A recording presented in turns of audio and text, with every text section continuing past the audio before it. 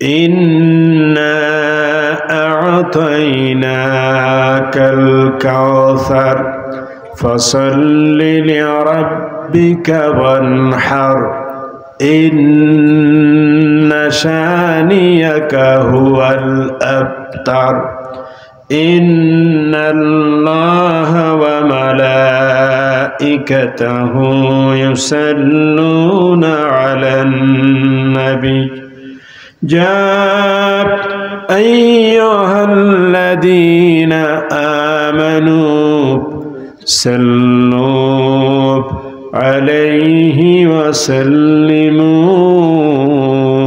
تسليما اللهم صل على سيدنا مولانا محمد وعلى آل سيدنا مولانا محمد بلغ العلا بكماله كشف الدجى بجماله حسنت جميع خصاله صلوا عليه وسلم فلتو बुलबुल का तरन्नुम भी न हो चमने दहर में कलियों का तबस्सुम भी न हो बलगल उला बिकमालिही कशफद दुजा बिजमालिही हसनत जमीअ खसालिही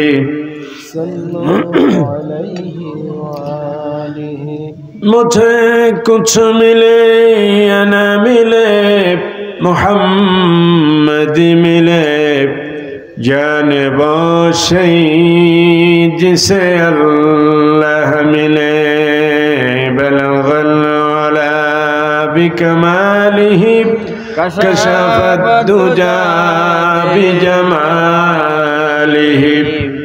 हसनत जमीअ खसालिही सल्लल्लाहु अलैहि व आलिहि। কাঁঠালতলা শেখপাড়া জামে মসজিদের উদ্যোগে আয়োজিত আজকের এই বার্ষিক তাফসীরুল কোরআন মাহফিল 2025 আজকের মাহফিলের মোহতারাম সভাপতি আমাদের একান্ত স্নেহভাজন অত্র গ্রামের কৃতি সন্তান অত্র ইউনিয়নের কৃতি সন্তান হাফেজ মাওলানা শেখ আসাদুর রহমান, আমরা দোয়া করি আল্লাহ তাআলা তার এই বান্দাকে দ্বীনের পথে অবিচল থেকে এই আন্দোলনের নেতৃত্ব দেওয়ার মতো যোগ্যতা আল্লাহ যেন তাকে দান করেন, আমিন। তাকে এবং তার পরিবারকে আল্লাহ যেন কবুল করেন। এই সুযোগে আমরা দোয়া করি তার মরহুম পিতা আমাদের অভিভাবক শেখ নেসারউদ্দিন সাহেব রাহিমাহুল্লাহ, তিনি এখন পরপারের বাসিন্দা। এই অঞ্চলে ইসলামী আন্দোলনের শিক্ষা সামাজিক ক্ষেত্রে তার এক অনবদ্য ভূমিকা ছিল।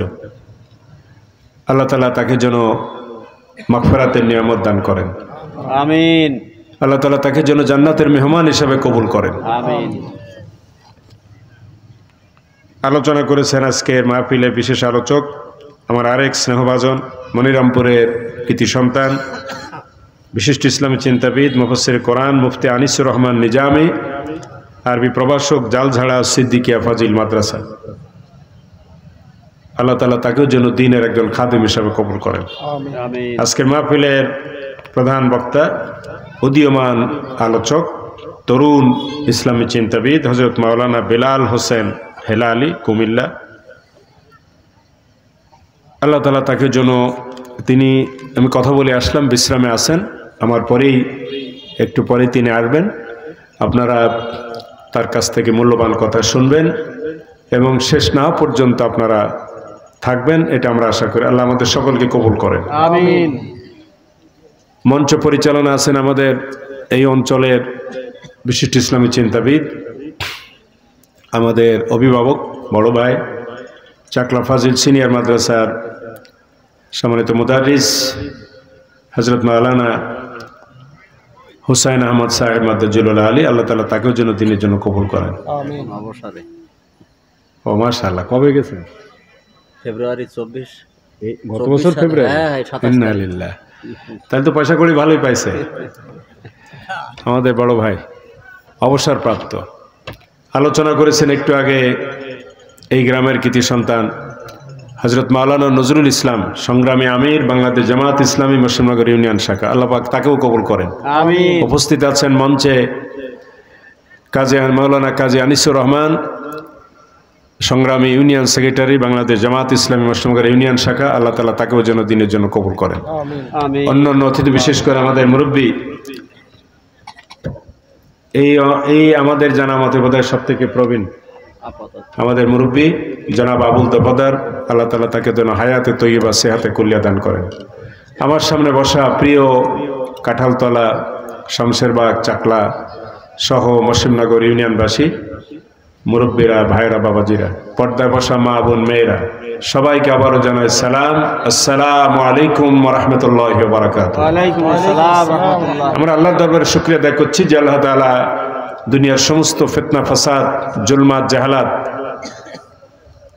দালালাত থেকে মুক্ত করে আমাদেরকে কোরআনে কারীমের এই আজিমুশ-শান মাহফিলে শরীক হওয়ার সুযোগ দিলেন। ওই মহান মাহবুদের দরবারে সবাই শুকরগুজার হই, সবাই বলি আলহামদুলিল্লাহ। একটু জোরে সোরে মহব্বত করে, শরীরের সমস্ত আবেগ, মহব্বত, ভালোবাসা একত্রিত করে, শরীরের সমস্ত শক্তি উজাড় করে, সব পুরুষ ভাইরা দারাজ কণ্ঠে আকাশ বাতাস মুখরিত করে সবাই বলেন আলহামদুলিল্লাহ। রব্বানা লাকাল হামদ হামদান কাসীরান তাইয়িবান মুবারাকান ফীহি ইয়া রাব্বি লিজালালি ওয়াজহিক ওয়া আযীমি সুলতানিক। আমরা আমাদের প্রিয় নবী মুহাম্মদুর রাসূলুল্লাহ সবাই বলি সাল্লাল্লাহু আলাইহি ওয়াসাল্লামের প্রতি লাখো কোটি দুরূদ ও সালাম। প্রিয় ভাই সব, প্রধান মেহমান যেহেতু আছেন, খুব রাত ইতিমধ্যে 9টা পার হয়ে গেছে। আমাদের যে সুন্নাহ আছে, এই সুন্নাহ আমরা অনুসরণ করতে পারি না। যেমন রাসূল করিম সাল্লাল্লাহু আলাইহি ওয়াসাল্লামের সুন্নাত হচ্ছে, তিনি এশার নামাজের পরে তিনি সাধারণত আর কথাবার্তা বলতেন না, যত কাজ এর আগে সেরে ফেলতেন, এশার নামাজ পড়ে তিনি ঘুমাতে যেতেন। এরপরে রাত 2টা 2:30 আবার উঠে যেতেন। রাত দ্বিপ্রহরের পরে উঠতেন, উঠে একটা আমল আছে, কি আমল বলেন তো? সালাতুত তাহাজ্জুদ নিয়মিত উনি পড়তেন, যেহেতু ওনার জন্য ফাতাহাজ্জাত বিহি নাফিলাতান লাক, আল্লাহ তাআলা তার জন্য একেবারে স্পেশাল করেছিলেন এই নামাজটা। এই নামাজটা উনি নিয়মিত পড়তেন, কখনো 4 রাকাত, কখনো 8 রাকাত, কখনো 12 রাকাত। এই নামাজটা উনি কন্টিনিউ করতেন, ফজর হয়ে যেত। তাহলে রাসূল সাল্লাল্লাহু আলাইহি ওয়াসাল্লাম একটা সুন্নাত দেখেন। সেদিন আমার ইসলামী বিশ্ববিদ্যালয়ের এক সমাবেশে গেছিলাম প্রাক্তন ছাত্রদের, যশোরে। সেখানে আমাদের এক ভাই, আমাদের ছোট ভাই, এখন বড় কর্মকর্তা, ও জাপান সফরে গেছিল। তা আমাদের ঘরোয়া কথাবার্তা বলতেছিল যে জাপানিরা কোথায় গেছে, পৃথিবীর অন্যতম এক শক্তিশালী ধনী দেশ জাপান, কি তাই না ভাই? জাপান কি নাম শুনছি তো দেশের ভাই? জাপান।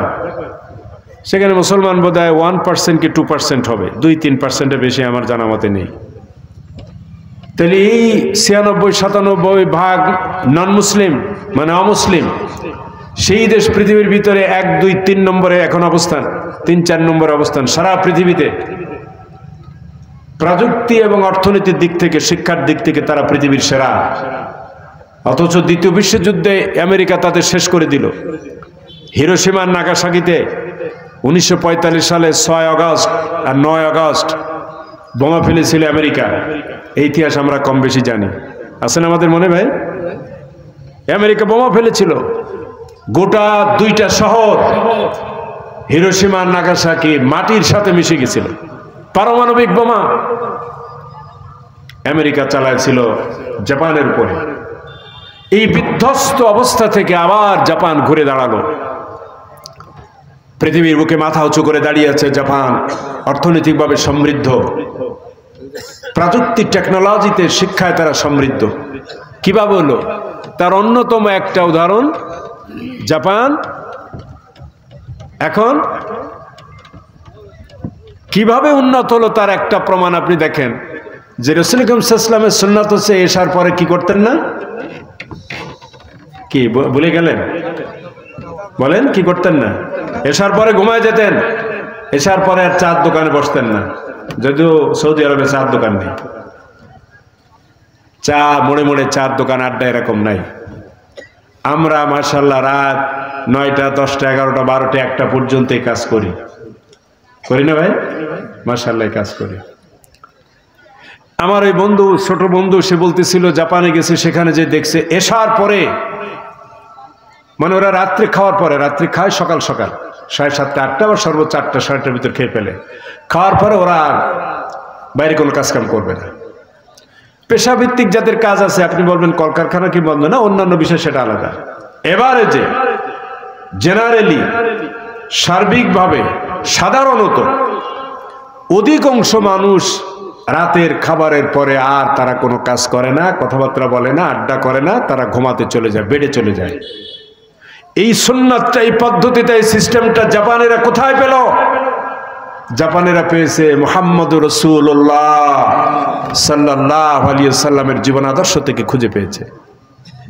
জাপানিরা, তারা ধর্ম বিশ্বাসে নন মুসলিম, অমুসলিম, তারা এটা খুঁজে নিয়ে আসলো যে মুহাম্মদ সাল্লাল্লাহু আলাইহি ওয়াসাল্লামের জীবন আচরণ থেকে যেসার পরে এই কাজ আর করা যাবে না, রাতে খাবার পর আর আড্ডা করা যাবে না, ঘুমের থেকে দূরে থাকা যাবে না।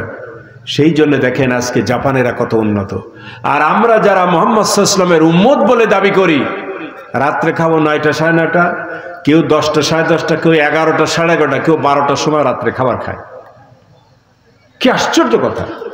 আমরাও পারি না, আমিও চেষ্টা করে, আমিও পারতেছি না। কি আশ্চর্য কথা! কোথায় আমার নবীর সুন্নাত? এবং এটা যে কত বিজ্ঞানসম্মত, এটা কত বাস্তবসম্মত, এটা যে কত স্বাস্থ্যসম্মত, তার প্রমাণ, নগদ প্রমাণ হচ্ছে জাপানিরা। এবং ইউরোপের অন্যান্য অনেক দেশের কথা বলা যাবে, জার্মানি থেকে শুরু করে ইউরোপের অন্যান্য বড় বড় দেশ, তারা এটা অনুসরণ করে। কারণ রাসূল করিম সাল্লাল্লাহু আলাইহি ওয়াসাল্লামের প্রত্যেকটা কথা হচ্ছে বিজ্ঞানসম্মত, বাস্তবসম্মত এবং স্বাস্থ্যসম্মত। জোরে বলেন ঠিক কিনা আমার ভাইরা? আমরা কি করি? এই ওয়াজ মাহফিলে এখন না, ওয়াজ শুরুই হলো এশার পরে, কি তাই না? ওই এশার আগে একটু হয়েছে, তখন লোক নেই, জন্যই ফেরেশতার সামনে হুজুর ওয়াজ করে গেছে। তা আমরা এই সন্ধ্যার পরে থেকে কি কাজ করি ভাই? কোথায় ছিলাম, কি কাজ করেছি? এবার এশার পরে এখন ওই বক্তা কি বলবেন, আমি কি বলবো, এরপর প্রধান বক্তা কখন উঠবেন আর শেষই করবেন কখন? চিন্তা করেন, কোথায় আপনার রাসূলের বক্তব্য, কোথায় আপনার রাসূলের জীবন আচরণ, জীবনের আমল, আর আমরা কোথায়? এই বিষয়গুলো আমাদের খেয়াল করা দরকার। এই জন্য ওয়াজ মাহফিলের ব্যাপারটা আমরা কয়েক বছর ধরে ব্যক্তিগতভাবে, আমি কয়েক মিনিট এই কথা বলার জন্য চলে গেলেও আমি বলি যে আমরা এই রুটিনটা চেঞ্জ করি। আমরা সকাল সকাল মাহফিল শুনতে আসবো, সকাল সকাল আমরা বাড়ি যেতে পারবো। এই রুটিনটা যদি আমরা করতে চাই, আমরা পারবো না ইনশাআল্লাহ? কি কথা বলেন, পারবো না? আমরা যদি আরো 1 ঘন্টা আগে আসতে পারতাম, আরো 1 ঘন্টা কথা শুনতে পারতাম। প্রিয় ভাইরা, আমিও যদি এলাকার ছেলে, নজরুল ভাই যেমন ডাল বরাবর ওয়াজ করে গেল, আমারও ডাল বরাবর। কি বলবো, এখন প্রধান মেহমান এসেই বলতেছেন তিনি যেহেতু চলে যাবেন কুমিল্লা থেকে আসছেন। কোথা থেকে? কুমিল্লা থেকে। পরিচয় নিলাম, সে শিক্ষক। আগামীকাল স্কুল কলেজ খোলা আছে, আগামীকাল আবার তার স্কুলে যেতে হবে। তাহলে এই কুমিল্লা এখান থেকে 400 450 কিলো দূর, কি করবে বলেন? কয়টায় পৌঁছাবে? স্কুলে যাবে কি করে? এই জন্যে আমাদের এই রুটিনটা চেঞ্জ করা দরকার। আশেপাশে যখন মাহফিল হবে আপনারা সকাল সকাল যাবেন, ওই দিন সন্ধ্যার পরেই যাবেন। কোনো ক্রমে যদি বেকায়দা হওয়া জরুরি কাজ থাকে, এশা যে এই মাহফিলে আমরা পড়বো, পারবো ইনশাল্লাহ?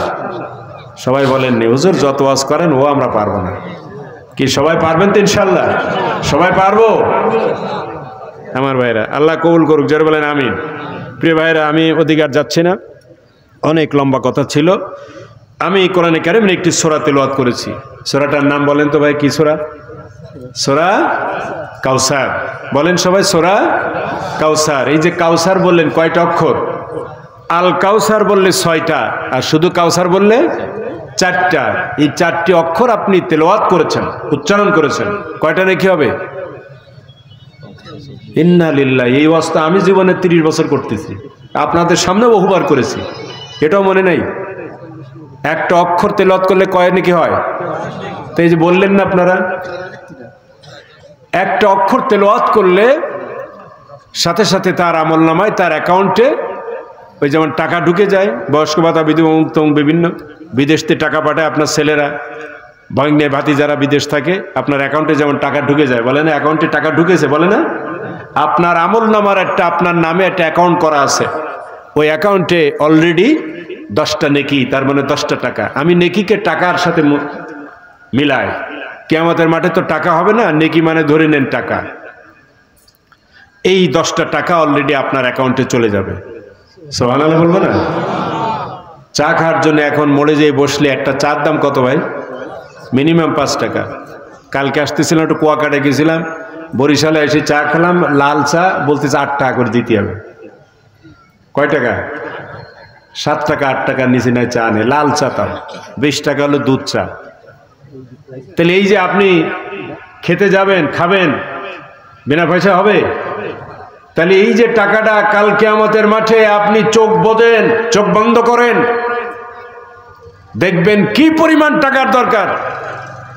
এই যে বাইরে যান, এই সৌদিতে ঘুরে আসলাম, টাকা যেই ডাইভার্ট হয়ে গেল, ওখানকার দিনার, ওখানকার কি বলে রিয়েল, সৌদি রিয়েল যখন নিলাম, টাকার যে কি দরকার, কি মূল্য এই টাকার, বাইরে গেলে তখন বোঝা যায়। বাড়ি থেকে বের হন, টাকার মূল্য তখন বোঝা যাবে। আমার ভাইয়েরা, কিয়ামতের ময়দানে আল্লাহ রাব্বুল আলামিন মানুষদের যখন বিচার কার্য শুরু করবেন, তার বান্দা বান্দীদের বিচার কার্য যখন শুরু করবেন, একটা মাত্র নেকির জন্য কিয়ামতের ময়দানে মানুষ পেরেশান হয়ে যাবে, বেকারার হয়ে যাবে, পাগলের মতো দিক বিদিক ছোটাছুটি করতে থাকবে। মাত্র একটা নেকির জন্য আল্লাহ রাব্বুল আলামিন কোন এক ব্যক্তিকে যখন ডাক দিবেন, তার নাম ধরে, তার পিতার নাম ধরে, ওই ব্যক্তি যখন দাঁড়িয়ে যাবে, এই পৃথিবীর লক্ষ কোটি কোটি বান্দা বান্দি ময়দানে মাহশরে সবাই দাঁড়িয়ে আছে, তার ভিতরে একজন বান্দাকে আল্লাহ নাম ধরে ডাক দিবেন, দাঁড়িয়ে যাবে, সঙ্গে সঙ্গে সে স্ট্যান্ড আপ দাঁড়িয়ে যাবে। আল্লাহ রাব্বুল আলামিন এবার তার বিচার কার্য শুরু করবেন, তার জীবনের ফাইল খোলা হবে। তার জন্ম থেকে শুরু করে মৃত্যু পর্যন্ত যত বছরে হাত চেপেছিল, ওই টাটা করে মায়ের পেট থেকে যেদিন বের হলো, সেই থেকে শুরু করে মৃত্যু পর্যন্ত জীবনের সব হিসাব আল্লাহর দরবারে দাঁড়ায় দাঁড়ায় দেওয়া লাগবে। 50,000 সানা। আল্লাহ রাব্বুল আলামিন বলেন 50,000 বছর লম্বা হবে এই দিনটা। এই দিনে, এই বিরাট সময়টা, এই গোটা দুনিয়ার ভিতরে আদম আলাইহিস সালাম থেকে শুরু করে কিয়ামত পর্যন্ত পৃথিবীতে যত মানব মানবী রব্বুল আলামিন পাঠাবেন, ওই সিংহায় বাঁশি দেওয়ার আগ পর্যন্ত এই পৃথিবীতে যত মানুষ আল্লাহ পাক পাঠাবেন, তাদের সবাইকে রব্বুল আলামিন বিচারের আওতায় নিয়ে আসবেন। প্রতীকী অর্থে একজনকে যখন আল্লাহ রব্বুল আলামিন দাঁড় করাবেন, ওই ব্যক্তির যখন হিসাব শুরু হয়ে যাবে, বিচারের এক পর্যায়ে কয়েকটা ঘটনা, অসংখ্য ঘটনা হাদিস শরীফের ভিতরে দেখেছি। কোন এক বান্দার জীবনে এরকম মিলে যাবে, তার নেকি এবং বদি, তার ভালো এবং মন্দ 50-50 হয়ে যাবে, সমান সমান হয়ে যাবে। কেমন হবে বলেন? সমান সমান। কি বিচার করবেন আল্লাহ রাব্বুল আলামিন? একদল ডাইনে চলে যাবে, তাদের ফয়সালা হবে জান্নাত, আর একদল জাহান্নাম বামে চলে যাবে, তাদের ফয়সালা হবে তারা জাহান্নামে চলে যাবে। আর যাদের 50-50 হয়ে যাবে, সমান হয়ে যাবে, অর্থাৎ ওজন যাদের বেশি হয়ে যাবে, মিজানের পাল্লায় নেকি যাদের বেশি হয়ে যাবে, তারা জান্নাতে চলে যাবেন। আর যাদের মিজানের পাল্লায় বদি বেশি হয়ে যাবে, গুনাহ বেশি হয়ে যাবে, পাল্লাটা নিচের দিকে চলে যাবে, তাদেরকে জাহান্নাম দিয়ে দেওয়া হবে। মাঝখানে একটা শ্রেণী তৈরি হয়ে যাবে, তাদের দেখা যাবে নেকি এবং বদি, গুনাহ এবং সব তাদের সমান সমান হয়ে গেছে। আল্লাহ রাব্বুল আলামিন হাকামুল হাকিমিন, কোরআনে কারিমে রব্বুল আলামিন বলেন আলাইসাল্লাহু বিআহকামিল হাকিমিন, তিনি কি চূড়ান্ত বিচারক নন? সুষ্ঠু ইনসাফ ভিত্তিক বিচার কি তিনি পরিচালনা করতে পারেন না? আল্লাহ পাক জিজ্ঞেস করছেন, তার মানে সুষ্ঠু ন্যায় ভিত্তিক বস্তুনিষ্ঠ বৈষম্য মুক্ত একটা বিচার কেবলমাত্র রব্বুল আলামিন করবেন। কোনো পক্ষপাতিত্ব সেখানে থাকবে না, কারণ আল্লাহর কোনো দল নাই, আল্লাহর কোনো রং নাই, আল্লাহর কোনো বর্ণ নাই, আল্লাহর কোনো গ্রাম নাই, আত্মীয় নাই, আলাউলাদ আল্লাহর নাই। যা আছে আল খালকু আয়ালুল্লাহ, গোটা সৃষ্টি জগৎ হচ্ছে তার পরিবার। জোরে বলেন সুবহানাল্লাহ। আল্লাহ পাকের এখানে সদলও নেই, বিরোধী দলও নেই। আল্লাহ ইনসাফ ভিত্তিক বৈষম্যহীন বৈষম্যমুক্ত এক বিচার কেবলমাত্র আল্লাহ রাব্বুল আলামিন তিনি পরিচালনা করতে পারবেন। এ বিশ্বাস আছে আমাদের? আমার ভাইয়েরা, 50-50 যখন হয়ে যাবে রব্বুল আলামিন তখন তাদের জন্য কিছুদিনের জন্য একটা জায়গা নির্ধারণ করবেন। আরববাসী জান্নাতের পাশে জাহান্নামের পাশে মাঝখানে একটা জায়গা আছে। আল্লাহ পাক বলবেন, ফেরেশতাদের নির্দেশ করবেন, এই বান্দা বান্দিগুলিকে এই জায়গায় রেখে দে। চোখ দিয়ে যখন ডান দিকে তাকাবে আলো দেখা যাবে, সুন্দর জান্নাতের সমস্ত নাজ নেয়ামত পরিবেশ তারা তাদের চোখ দিয়ে দেখতে পারবে। এই অবস্থা যখন দেখবে মনটা বড় খুশি হয়ে যাবে, প্রফুল্ল হয়ে যাবে। আরে একটু পরে বা কয়েকদিন পরে, কিছুদিন পরে এই জান্নাতে চলে যাব। মনের ভিতরে তখন অনুশোচনা থাকবে, আরে একটু যদি চেষ্টা করতাম, দুনিয়ায় যারা লেখাপড়া করেছে আমরা যারা, আর যদি একটু ভালো করে লেখাপড়া করতাম আর একটা মার্কস যদি বেশি পেতাম, একটা দুইটা মার্কস যদি বেশি পেতাম, সেকেন্ড ডিভিশন থেকে ফার্স্ট ডিভিশন পেয়ে যেতাম, ফার্স্ট ডিভিশন থেকে লেটার পেয়ে যেতাম, এরপরে স্ট্যান্ড করতাম।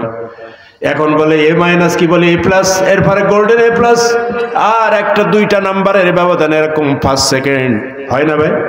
কি হয় না? মাত্র 1 মার্কের ব্যবধান। আমি আমার জীবনে 2 বার এরকম বেকায়দায় পড়েছি। আলেমে মাত্র 2 মার্কের জন্য আমি ফার্স্ট ডিভিশন পেলাম না, আর কামিলে মাত্র 3 মার্কের জন্য ফার্স্ট ক্লাস পেলাম না। আমার জীবনে 2 ঘটনা। এই 2 মার্কের যে কি মূল্য সেটা আমি হাড়ে হাড়ে বুঝি। 2 মার্ক আর আরেক জায়গায় 3 মার্কের জন্যই পেলাম না। তো 2 মার্কসের মূল্য যারা ওই রকম পজিশন থেকে ফিরে আসছে ওরা বুঝতে পারে যে কি অবস্থা।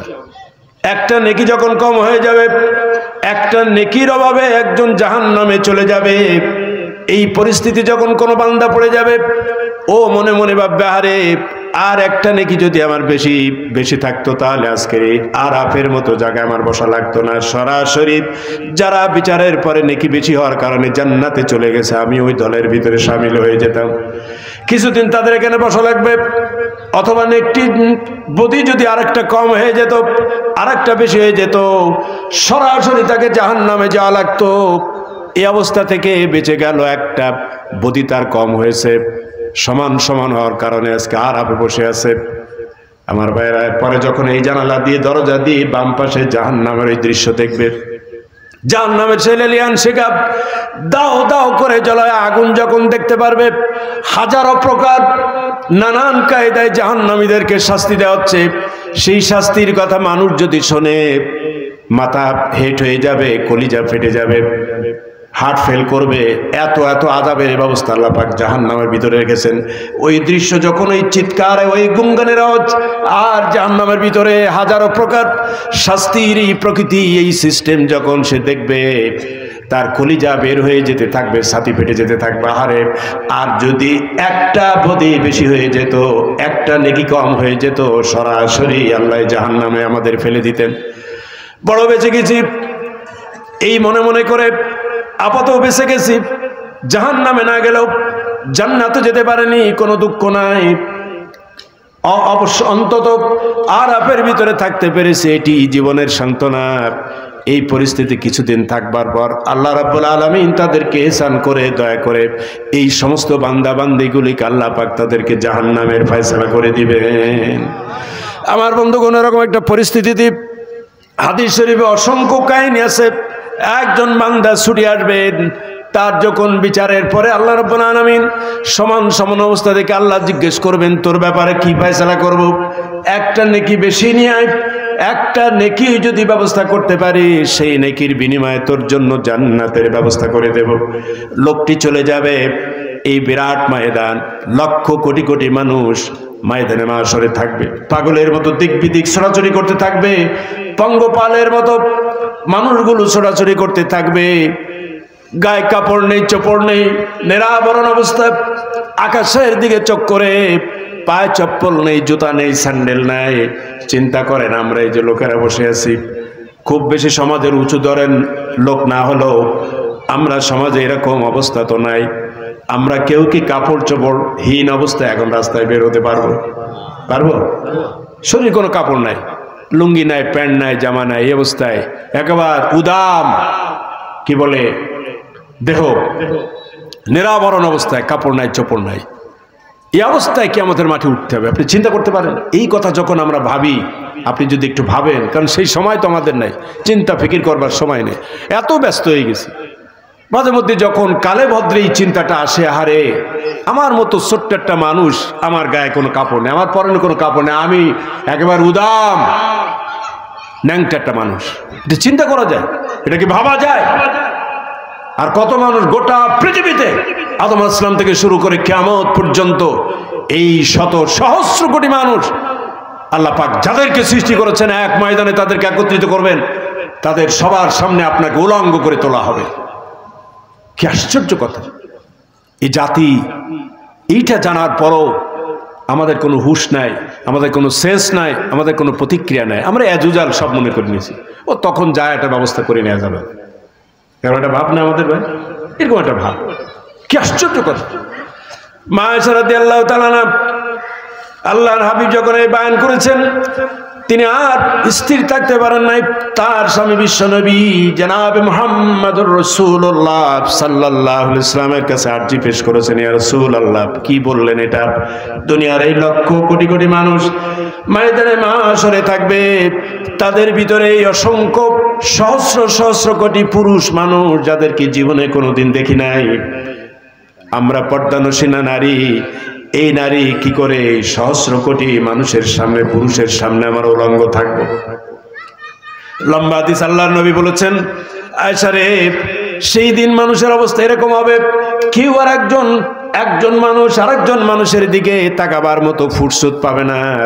সবার চোখ থাকবে আকাশের দিকে, আল্লাহর দিকে লক্ষ্য করে থাকবে। আরে আমার জীবনের মামলার চূড়ান্ত বিচার, চূড়ান্ত রায় কি হবে, এই নিয়ে পেরেশান হয়ে যাবে। আর একজনের উলঙ্গ দৃশ্য, আর একজনের লজ্জাস্থান কেমন, কি অবস্থা, এটা দেখবার মতো কোনো ফুরসত দুনিয়ার মানুষের থাকবে না, পাগলের মতো হয়ে যাবে। এমনকি তার সবচেয়ে প্রিয় মানুষ, তার মা, তার বাবা, তার ভাই, তার বোন, তার স্ত্রী, তার পুত্র কন্যা, এইভাবে সব থেকে আপন যারা আছে তাদেরকেও পর্যন্ত সেদিন চিনতে পারবে না। এরকম একটা দিন আমাদের সামনে আছে না ভাই? কথা বলেন, আছে না? আছে, অপেক্ষা করছে আমাদের জন্য। আমার ভাইরা, সেই দিন থেকে আমাদের বাঁচতে হবে। আল্লাহ রাব্বুল আলামিন কোরআনে কারিমে এই দিন সম্পর্কে বলেছেন, আল্লাহ পাক তার নবীকে এই দিন সম্পর্কে বলেছেন, এখান থেকে আমাদের শিক্ষা নিতে বলেছেন, সেই দিনে ত্রাতা হিসাবে কিভাবে তিনি ভূমিকা পালন করবেন। আসেন আমরা একটু ভিতরে যাওয়ার চেষ্টা করি। আল্লাহ পাক বলছেন, যারা পারেন আমার সাথে পড়েন, আউযু বিল্লাহি মিনাশ শাইতানির রাজীম, বিসমিল্লাহির রাহমানির রাহিম, ইন্না আ'তাইনাকাল কাউসার ফাসাল্লি লিরাব্বিকা ওয়ানহার, ইন্না শানিয়াকা হুয়াল আবতার। আল্লাহ রাব্বুল আলামিন বলেন, নিশ্চয় ও নবী, আমি আপনাকে কাউসার দান করেছি, অতএব আপনি আপনার রবের উদ্দেশ্যে সালাত আদায় করুন এবং কুরবানি করুন। আর নিশ্চয় আপনার প্রতিদ্বন্দ্বী যারা, প্রতিযোগী যারা, বিরোধী যারা, তারাই হচ্ছে লেজ কাটা, তারাই নির্বংশ। জোরে জোরে বলি সুবহানাল্লাহ। আল্লাহ ইসলামের শানে নুজুলে বলা হয়েছে, ইসলাম একদিন বসে আছেন, সাহাবায়ে কেরাম পরিবেষ্টিত অবস্থায়, হঠাৎ তার একটু ঝিমটি আসলো, ঘুমের ভাব আসলো, তন্দ্রাচ্ছন্ন হলেন। তারপরে ঘুমের ভাবটা কেটে গেল, স্বাভাবিক হলেন, উনি মুসকি মুসকি হাসতে লাগলেন। এরপরে সাহাবীদের বললেন, তোমরা কি জানো, এইমাত্র জিবরিল আমিন আমার কাছে এসেছিল, জিবরিল আমিন চলে গেল, আর একটি সূরা আমার উপর নাজিল হয়েছে, আল্লাহ পাক ওহী নাজিল করেছেন। সেই সূরাটি হচ্ছে এই, তিনি শোনায় দিলেন এই সূরা কাউসার। সুবহানাল্লাহ বলেন। এই প্রথম, এই মাত্র টাটকা জিবরিল আমিন এসে এই সূরা আল্লাহ রাসূলকে শোনায় গেলেন। তার মানে পৃথিবীতে প্রথম এই সূরা কাউসারের জন্ম হলো, সূরা কাউসার নাজিল হলো, দুনিয়াবাসী তার সাথে পরিচিত হলো রাসূল সাল্লাল্লাহু আলাইহি ওয়াসাল্লামের মাধ্যমে। তিনি তেলাওয়াত করে শোনালেন, এই হচ্ছে সূরা কাউসার। এরপর আল্লাহ রাসূল প্রশ্ন করলেন, এই সাহাবীরা তোমরা কি জানো এর ভিতরে যে বলা হয়েছে ইন্না আ'তাইনা কাল কাউসার, তোমরা কি জানো এই কাউসার কি? এই যে আল্লাহ পাক আমাকে বলেছে নিশ্চয় আমি তোমাকে কাউসার দান করেছি। কি দান করেছি ভাই? সবাই বলেন কি? কাউসার দান করেছি। আল্লাহর হাবিব সাহাবীদেরকে জিজ্ঞেস করছেন, ও সাহাবীরা, ও আমার সাথীরা, তোমরা কি বলতে পারবে এই কাউসারটা কি? কে কালেকশন করবে?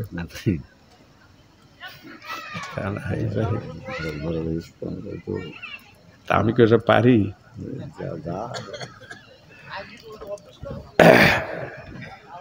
ওই ওয়াজ হয়ে গেল, কেবল লাইন করে আনছিলাম, ওই শেখ সাহেব করতেছে কালেকশন করেন। তাইলে এখন কি করতে হবে কও? 9:30 বেজে গেছে। কয়টা আমার শেষ? কয়টায় কালেকশন করি শেষ? ও তাহলে আরো 5-10 মিনিট বলা যাবে না। কি বলছিলাম ভাই? হাউজে কাউসার জিজ্ঞেস করছেন, তোমরা কি কাউসার জানো? সাহাবায়ে কেরামের অভ্যাস ছিল, তারা জানলেও তাদের সৌজন্যতা, তাদের ভদ্রতা, তাদের তবিয়ত, তাদের আচরণ, তাদের একটা কালচার, তারা বলতেন আল্লাহ এবং আল্লাহ রসুলই বেশি ভালো জানেন। সুবহানাল্লাহ বলেন। দেখেন এই বর্তমান যুগে এখন নবী নাই, রসুল নাই, নবী রসুলদের উত্তরাধিকার কারা? কারা? উলামায়ে হক। আল উলামা ওয়ারাসাতুল আম্বিয়া, নবীদের ওয়ারিস কারা? উলামায়ে কেরাম। আজ এও মনে নেই আপনাদের? আপনার বাবার যেমন উত্তরাধিকার আপনি, আপনার দাদার উত্তরাধিকার আপনার বাবা, আর নবীরা চলে গেছে, যেহেতু আমাদের নবীর পরে আরো 2জন নবী আসবে নাকি? আসবে? সবাই বলেন আসবে। আমাদের নবী খাতামুন নবিয়্যিন, সর্বশেষ নবী, এর উপর ঈমান আনা আমাদের ফরজ। সেই নবীর পরে কিয়ামতের আগ পর্যন্ত যেহেতু কোনো নবী আসবেন না, তো নবীর এই নবুয়ানি কাজ, নবিয়ানা কাজ, এটা আঞ্জাম দেওয়ার জন্য নবী বলে গেছেন আমার একদল উম্মত তারা থাকবে, ওদের পরিচয় হচ্ছে ওলামা হাজারাত। ওরা ওলামা, এরা হচ্ছে আমার ওয়ারিস। এরা কি? আমার ওয়ারিস, আমার উত্তরাধিকার। তবে ওরা জমি জমার না, পয়সা কড়ির না, দিনার দিরহামের না। লা ইউয়ারিসু দিনার ওয়ালা দিরহামা, তারা দিনার দিরহামের ওয়ারিস না, তারা আমার ইলমের ওয়ারিস। কিসের ওয়ারিস? নবিয়ানা যে ইলম তিনি রেখে গেছেন, জামল তিনি রেখে গেছেন, তার ওয়ারিস হচ্ছে আমার আলেমরা। সে আলেমরা আমার এই কাজ সমাজে, দেশ, জাতি, জনপদের উপরে তারা আঞ্জাম দেবে কিয়ামত পর্যন্ত। জোরে বলেন সুবহানাল্লাহ। সেই নবীদের, রাসূল সাল্লাল্লাহু আলাইহি ওয়াসাল্লামের উম্মত, বাছাইকৃত উম্মত, এই আলেম যারা রাসূল সাল্লাল্লাহু আলাইহি ওয়াসাল্লাম নিজে পরিচয় দিচ্ছেন আমার ওয়ারিস, সেই ওয়ারিসদের সাথে যদি আমরা বেয়াদবি করি, এটা ঠিক হবে ভাই? কথা বলেন। এই জাতির সাথে আমরা দেখেছি, এই জাতির মধ্যে আমরা দেখেছি সেই আলিমদের সাথে। এখন আলেম আবার কয়েক প্রকার আছে, এটি আবার আর অনেক আলোচনা আসবে।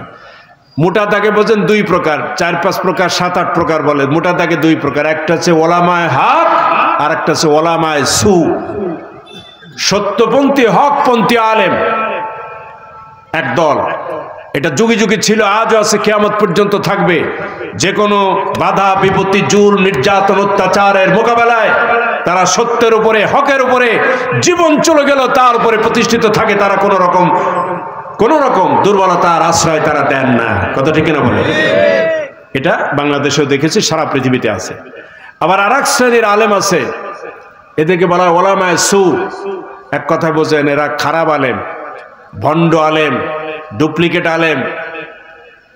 এই আলেমরা হচ্ছে যে সময় যে দল, যে সময় যে সরকার, যে সময় যারা প্রভাবশালী প্রতাপশালী, তাদের বুঝবাজ অনুযায়ী, তাদের মেজাজ মর্জি অনুযায়ী তারা চলেন। ও কোরআন হাদিসের ধার ধারেন না। আছে না এরকম? আমার ভাইয়ের এই 2 শ্রেণীর আলেম আমরা বাংলাদেশে দেখেছি, সারা পৃথিবীতে আছে। আমরা আমাদের দেশে এই ওলামায়ে হক যারা কোরআনের পক্ষে কথা বলতে গিয়ে, আপনারা সবাই জানেন, বহু আলেম তারা নির্যাতিত হয়েছেন, নিপীড়িত হয়েছেন, বঞ্চিত হয়েছেন, অধিকার হারা হয়েছেন, জেল, জুলুম, জরিমানা, এমনকি ফাঁসির মঞ্চ পর্যন্ত তারা গিয়েছেন। তারপরও তারা আপোষ করেন নাই। এরা নবীদের ওয়ারিস, ভয়ের কিছু নাই। ইমাম আবু হানিফা রাহমাতুল্লাহ আলাইহির মতো দুনিয়ার সেরা আলিম, আল্লাহ রাসূল সাল্লাল্লাহু আলাইহি ওয়াসাল্লামের পরে, সাহাবায়ে কিরামের পরে এত বড় আলিম পৃথিবীতে আর জন্ম দেয়নি, কিয়ামত পর্যন্ত আর জন্ম দিবে না। ইমাম আবু হানিফা নোমান বিন সাবিত তার মূল নাম। তার মতো লোককে, তার মতো ইমামকে কারারুদ্ধ করা হলো এবং তাকে কারাগারের ভেতরে ঢুকায় কয়েক বছর রাখা হলো। তার উপরে বেত্রাঘাত করা হলো, মারতে মারতে শেষ পর্যন্ত দুটো তিনটে বর্ণনা তার পাওয়া যায় এই মারের কারণে, অত্যাচার নির্যাতনের কারণে দুনিয়া থেকে তিনি বিদায় নিয়েছেন। তার বৃদ্ধা মাকে এক পর্যায়ে জেলখানার ভিতরে আনা হলো, ইমাম আবু হানিফার মাকে, এবং তার মার অত্যাচার নির্যাতন তার মাকে দেখানো হলো যেন হয় এ দুর্বল হয়, নাই তার মা দুর্বল হয়। মাও কেমন, মা বললেন আবু হানিফা তোমার উপরে এই জালিম শাসকরা অত্যাচার নির্যাতন করে, এর মোকাবেলায় তুমি দুর্বলতা দেখাও না। জীবন যদি যায় ইসলামের জন্য, দিনের জন্য, কোরআনের জন্য, আল্লাহ রাসূলের জন্য যাবে, পরকালে তুমি চূড়ান্তভাবে সফল হবে। এই বাতিলের কাছে মাথা নত করে জীবন যাওয়ার জন্য কোনো প্রয়োজন তোমার কাছে নাই। কথা ঠিক না বলেন আমার ভাইরা? কি মা, গর্ভধারিণী, জন্মদাত্রী মা।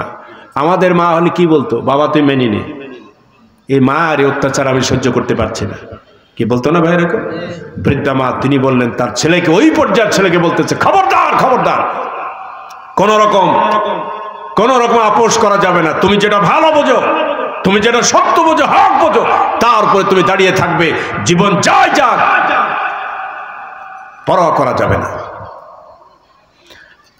এরকম শত শত আলিম দুনিয়া থেকে আমাদের ভারত উপমহাদেশে, কত বড় বড় আলিম, মাওলানা মোহাম্মদ আলী, মাওলানা শওকত আলী, কত বড় বড় আলিমকে ব্রিটিশ গভর্নমেন্ট তাদের উপর অত্যাচার নির্যাতন করেছে, কারারুদ্ধ করেছে, কারান্তরীণ করেছে,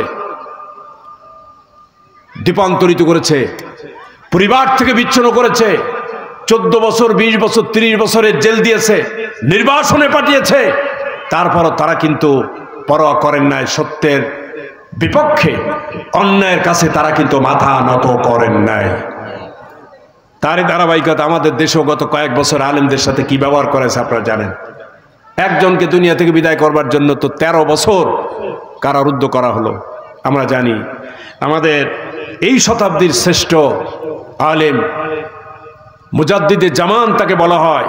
আল্লাহ পাক যুগে যুগে, আমি বলি আমার ভাষা, আমার বিবেচনায়, প্রতি শতাব্দীতে আল্লাহ তাআলা একজন মুজাদ্দিদ পাঠান, যুগ ও সংস্কারক বলা হয়।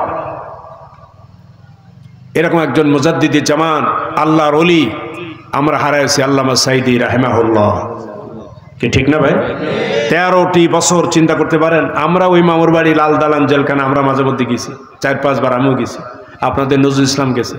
1 মাস, 1.5 মাস, 2 মাস, 3 মাস থাকলে মনে হতো যে আমার বোধহয় সব শেষ, জীবন শেষ। বাড়ি ঘর নেই, সংসার ধর্ম নেই, চাকরি বাকরি গেছে, আমার ছেলে মেয়ে, বিবি বাল বাচ্চা, মা বাবা সব শেষ। পাগল হয়ে যেত ওর ভিতর থেকে বের হওয়ার জন্য। মাত্র 1.5 মাস, 2 মাস, 3 মাসে, যেহেতু দুনিয়া থেকে বিচ্ছিন্ন একটা জায়গা। আর একটা মানুষ 13 বছর, 13টি বছর, এটা মুখে বলা যায়। আপনি চিন্তা করতে পারেন, চিন্তা করতে পারেন কোন অপরাধে, কোন কারণে 13টি বছর জীবনের এই বৃদ্ধ বয়সে, 72-73 বছর বয়স থেকে শুরু করে 84 বছর বয়সে দুনিয়া থেকে উনি বিদায় নিলেন। কি অবস্থা! আল্লাহ তাআলা সত্যের কাছে যদি, অসত্যের কাছে যদি মাথা নত করতেন, এই পরিণতি হতো না। সত্যের উপর অবিচল ছিলেন বলেই, হকের উপর অবিচল ছিলেন বলেই, কোনো আপোষ করেন না বলেই তার জীবনের উপর এই পরিণতি হয়েছিল। কিন্তু আসলে তারা কি পরাজিত হয়েছে? না, তারা সফল। তারা সফল। গোটা দুনিয়ার মানুষ তাদেরকে স্মরণ করে, এর থেকে সফলতা আর হয় না। কি কথা ঠিক কিনা বলেন? একটা ইতিহাস বলি। সারা পৃথিবী তিনি মারা গেলে, গত বছর মারা গেলে, তার যে জানাজা হয়েছে, গায়েবানা জানাজা, পৃথিবীর 190টি দেশে, পৃথিবীর যেখানেই যে দেশে বাংলাদেশে মুসলমানরা থাকে অথবা মুসলমানরা থাকে, তারা সেখানে 2 জন, 10 জন, 5 জন হলেও অনেক শহরে বড় বড় হাজার হাজার মানুষ নিয়ে তার গায়েবানা জানাজা করেছে। পৃথিবীর ইতিহাসে একটি বিরল ঘটনা। 190টা দেশে একজন মানুষের জন্য গায়েবানা জানাজায়, পৃথিবীর ইতিহাসে একটি নতুন রেকর্ড। তারা যদি অসফল হতেন, গোটা দুনিয়ার মানুষ তাদেরকে এইভাবে পাগলের মতো ভালোবাসতো না, সম্মান করতো না। কথা ঠিক কিনা বলেন? তোমরা ফাঁসি দিয়ে তাদেরকে বিদায় করতে পারো, জেল জুলুম করতে পারো, 1000 বার দিতে পারো, কিন্তু জনগণের অন্তরে তাদের যে অবস্থান, এই অবস্থান থেকে তাদেরকে ছিন্ন করা যাবে না। কি ঠিক না ভাই? প্রিয় ভাইরা, এই হলো আলেমদের, আলেমরা হচ্ছে নবীদের ওয়ারিস। সাহাবায়ে কেরাম যে কি বলছিল, জিজ্ঞেস করলো, তাদের আচরণ ছিল, সভ্যতা ছিল। আল্লাহ রসুল জিজ্ঞেস করলেন কাউসার কি, মনে আছে না? সেখান থেকে কত দূর চলে গেল। ওনারা বললেন, ওনারা জানতেন, তারপরে বললেন আল্লাহ এবং আল্লাহ রসুল ভালো জানেন। এই জন্যে আমাদের মুরব্বীরা যখন কথা বলে, সেটা বাবা হোক, চাচা হোক, মামু হোক, খালু হোক, অথবা আমার সিনিয়র যিনি, আলেম যিনি, ইমাম যিনি, তিনি যখন কথা বলবে অথবা তার মজলিসে কথা বলবো, আমরা মুরব্বীদের, সিনিয়রদের সম্মান দিয়েই কথা বলার চেষ্টা করব। এর থেকে এটি একটা শিক্ষা। কি কথা ঠিক না ভাই? আমি জানি বলেই মুরব্বীদের উপরে কথা বললাম, বড় বড় করে বললাম আমি বহু পণ্ডিত, বড় বুদ্ধিজীবী, এইরকম ভাবসাব নেওয়া যাবে না। বিনয়, নম্রতা, এই আচরণ, এই শিক্ষা যেন আমরা গ্রহণ করতে পারি। আল্লাহ যেন তৌফিক দেন। আল্লাহর হাবিব বললেন, সাহাবায়ে কেরাম তোমরা কি জানো কাউসার কি?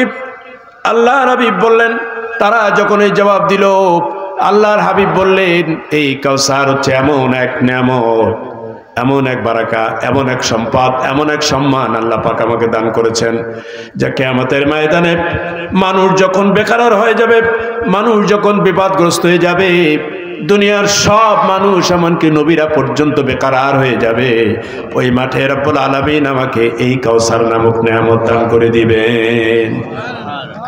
কত বড় নেয়ামত! এর শাব্দিক অর্থ হচ্ছে সীমাহীন, আধিক্য, মাত্রাতিরিক্ত, আনলিমিটেড। যা আরবি লোগাত অনুযায়ী, ব্যাকরণ অনুযায়ী পৃথিবীর এমন কোন লোগাত, ডিকশনারি তৈরি হয়নি যে ডিকশনারি দিয়ে এই কত অধিক। কাউসার মানে অধিক প্রাচুর্য, কিন্তু সেটা কত, এটা বলে তার হক আদায় করা যাবে না। এটাকে আরবিতে কাউসার বলা হয়।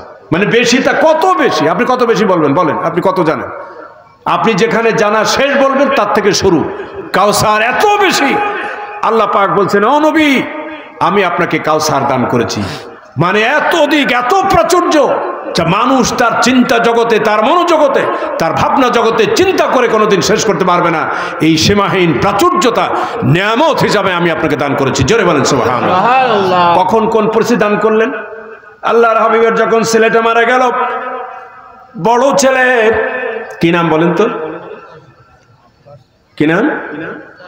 একজন বলি তো অর্ধেক থেমে গেছে, আবার বিপদে পড়ে যায় নাকি? ইন্নালিল্লাহ। আল্লাহ রসুলের ছেলের নাম বলতে পারলেন না, এতগুলো মানুষ। চিন্তা করেন, আপনি আপনার বিবেকের কাছে প্রশ্ন করেন, জাল্লা রসুলের ছেলে, আমি দুনিয়ার অমুক অলি, গস, কুতুব, খাজা বাবা, মামা বাজা, অমুক বাজার কথা বলিনি। বিশ্বনবী মুহাম্মদ রাসূলুল্লাহ সাল্লাল্লাহু আলাইহি ওয়াসাল্লামের ছেলের খবর আমাদের কাছে নাই, তাদের নামও জানি না। কি আশ্চর্য কথা! কি লেখাপড়া জ্ঞান আমাদের, কি দুর্বলতা বলেন, কি বলবো বলেন? এটা তো একটা প্রাইমারি জিনিস। আহা, খুব দুঃখজনক ভাই, খুব দুঃখজনক। আমাদের একটু পড়াশোনা করা, একটু জানাশোনা করার দরকার।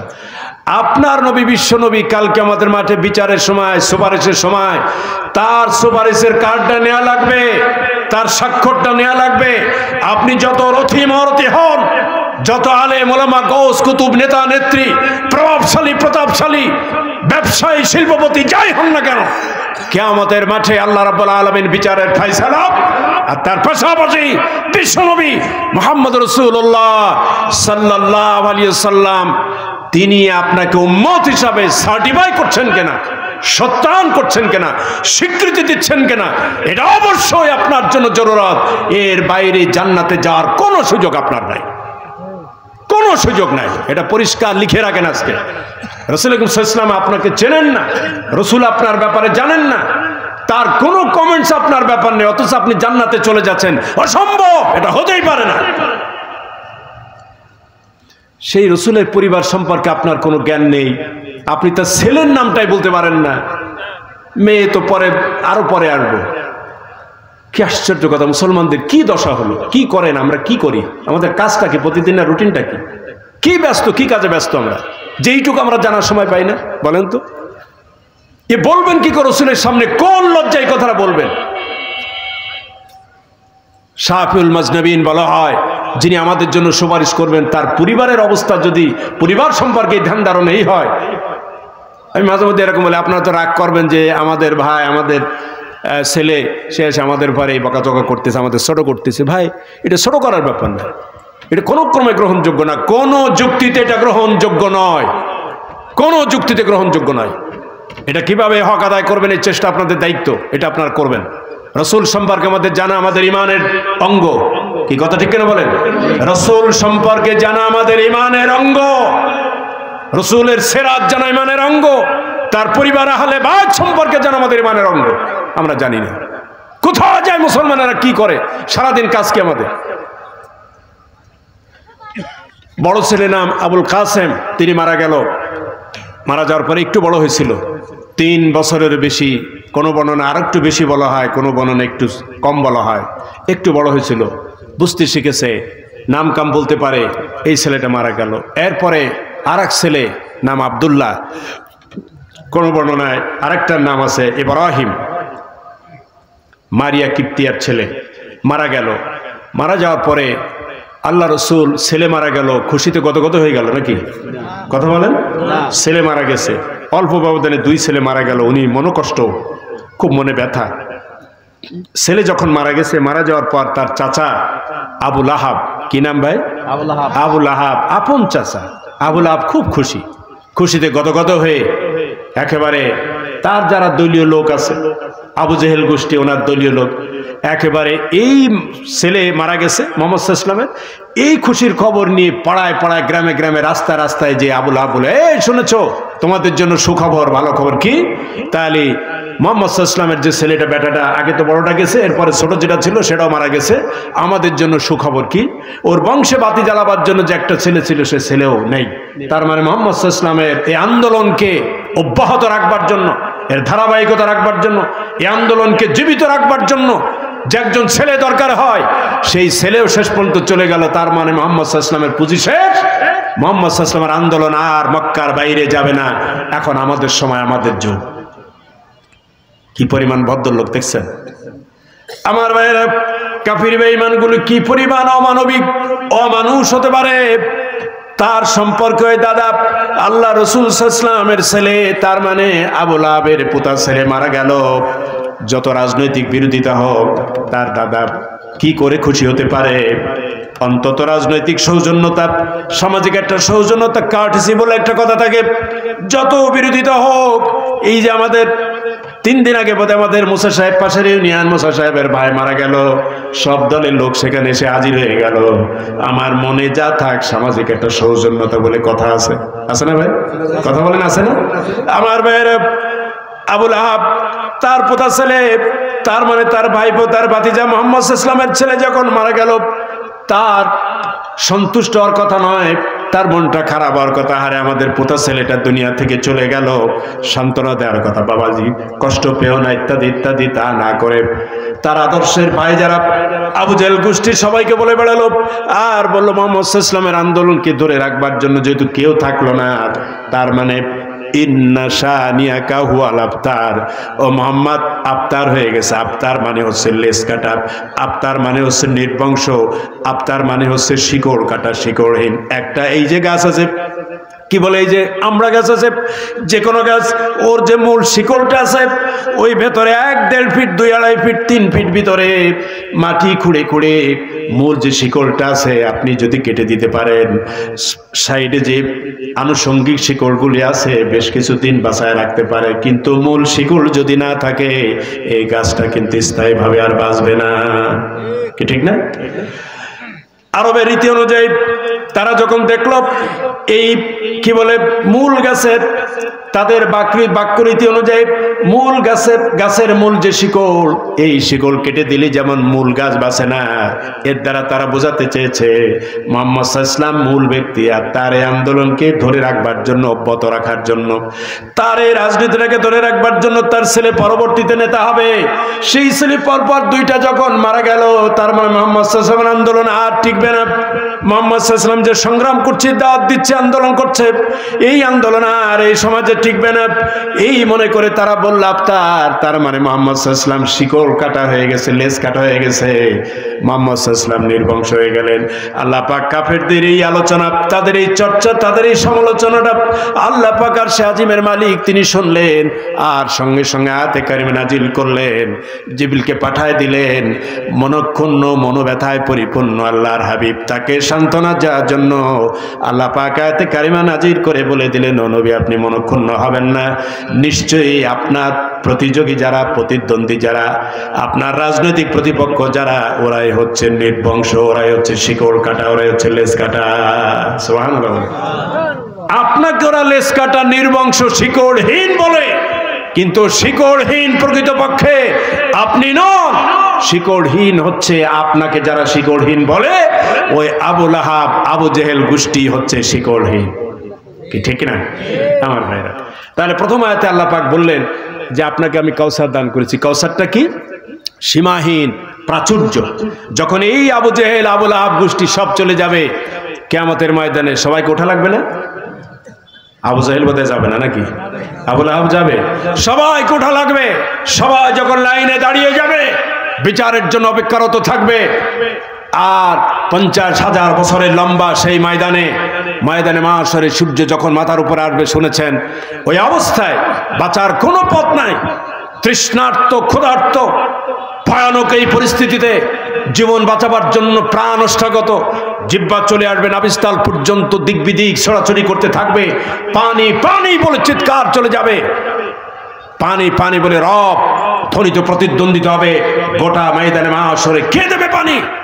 সেখানে কেবলমাত্র এক জায়গায় পানি নির্ধারণ করে রাখবেন আল্লাহর পক্ষ থেকে, যেটা আল্লাহ পাক তার নবীকে হাদিয়া দিয়েছেন, তার নাম হচ্ছে হাউজে কাউসার। জোরে বলেন সুবহানাল্লাহ।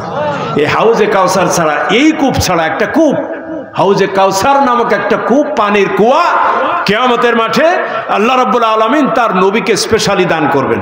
সুবহানাল্লাহ বলবো না? এখানে কারোর মাতবাড়ি, কারোর জমিদারি, কারোর গাতিদারি এখানে চলবে না, কারোর কর্তৃত্ব এখানে চলবে না। এখানে সম্পূর্ণ কর্তৃত্ব মুহাম্মদ রাসূলুল্লাহ সাল্লাল্লাহু আলাইহি ওয়াসাল্লাম। সেখানে পানির জন্য ছুটতে থাকবে ওই আবু লাহাব, ওই আবু জেহেল, ওখান থেকে শুরু করে বর্তমান যুগেও দিন বিরোধী, ইসলাম বিরোধী আমার আল্লামা সাঈদীকে যারা কষ্ট দিয়েছে, তাকে যারা 13 বছর জেলখানা রেখেছে, ওই আবু লাহাব গোষ্ঠীকেও কিয়ামতের মাঠে উঠতে হবে। এই কথা ঠিক না? তারাও সেদিন হাউজে কাউসারের পাশে যাবে।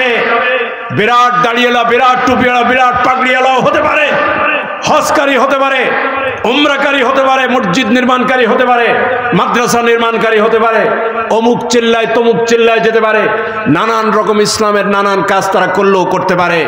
কিন্তু কোরআনের বিরুদ্ধে ভূমিকার অবস্থান নেওয়ার কারণে, আলেমদের বিরোধিতা করবার কারণে, আল্লাহর দ্বীন মিটিয়ে দেওয়ার জন্য যাবতীয় প্রচেষ্টা করবার কারণে এই অপরাধে কিয়ামতের মাঠে তারা আসামির কাঠগড়ায় দাঁড়িয়ে যাবেন। এবং ওরা যখন তৃষ্ণার্ত হয়ে এই পানির জন্য ছোড়াছুড়ি করতে থাকবে, আল্লাহ রাব্বুল আলামিন তাদের জন্য এই পানির কোনো বরাদ্দ রাখবেন না। কি ঠিক না ভাই? ওরা যখন যাবে, হাদিস শরীফে এসেছে, হযরত ওসমান রাদিয়াল্লাহু তাআলা আনহু হাউজে কাউসারের পাশে তিনি দাঁড়াবেন, পেয়ালা থাকবে, এক একটা পেয়ালা এক একজন তৃষ্ণার্ত ব্যক্তি যখন আসবে তাদের হাতে হযরত ওসমান রাদিয়াল্লাহু তাআলা হাউজে কাউসারের পাশে বসে তিনি পানি খাওয়াবেন। সুবহানাল্লাহ বলেন। হাউজে কাউসারের এই পানি সবাই খেতে চায়? তাও রাজি না অনেকে। কি সবাই খেতে চায়? সবাই চায়। কারা কারা চায় একটু হাত তোলেন তো।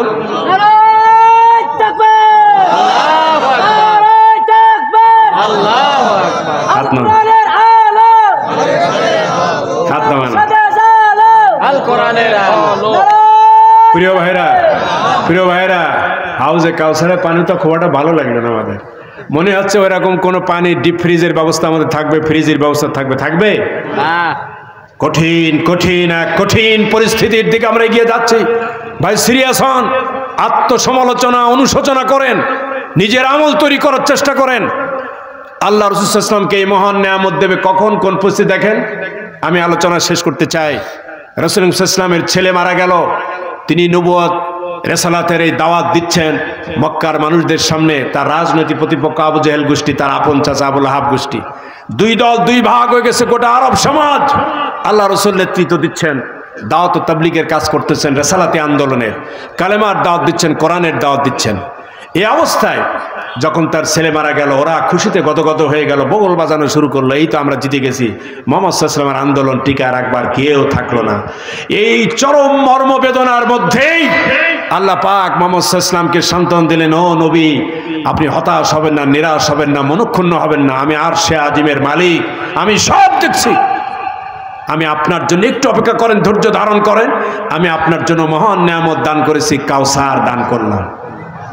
সুবহানাল্লাহ বলবো না? এই কাউসার যে কত বড় মহামূল্যবান সম্পদ হবে আজকে বুঝতে পারছো না। একটু অপেক্ষা করো, মরো, বিচারের মাঠে দাঁড়াও। 50,000 বছর দাঁড়িয়ে থাকা লাগবে। দুনিয়ার সভাপতি মহারথীকে পানির জন্য পাগল পারা হয়ে যাবে।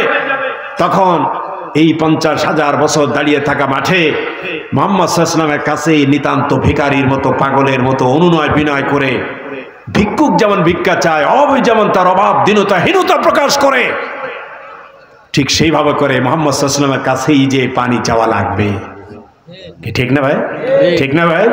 তাইলে ওই যে কিছুদিনের জন্য, একটু সময়ের জন্য মুহাম্মদ সাল্লাল্লাহু আলাইহি ওয়াসাল্লাম একটু কষ্ট পাইছিলেন, আর এই যে বিরাট নিয়ামত আল্লাহ দান করলেন, সর্বকালের সর্বযুগের সব নেতাগুতা, সব মহারথী আল্লাহর নবীর পায়ের কাছে যে 1000 বার নয়, 1,00,000 বার যে আবেদন করবে, আমার এক কাতরা পানি, এক গ্লাসে এক জগ নয়, এক কাতরা পানি দাও।